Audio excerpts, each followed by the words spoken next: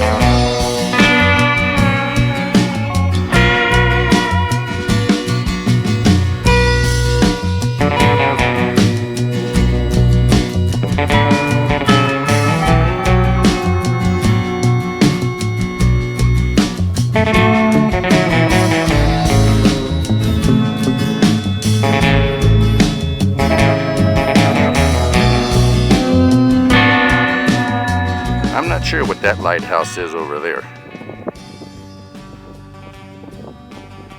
There's a big freighter. Well, I came back into the car because it was too windy out there really to talk. You probably couldn't hear me, but the red lighthouse was the Delaware Breakwater East End, built back in 1885, and then the white lighthouse, of course, we couldn't get to that because it's across the bay, but that's the Harbor of Refuge, and that was built back in 1902. But there are a couple plaques on the history of both of those, and I'll post those on here, and you can read more about it. Really interesting about both those lighthouses.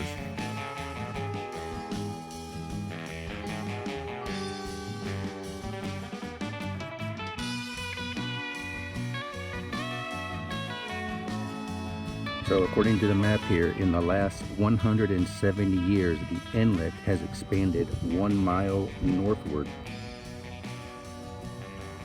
Some aerial photos from 1926 all the way up to 1997. Well, as you can see, sunset is upon us.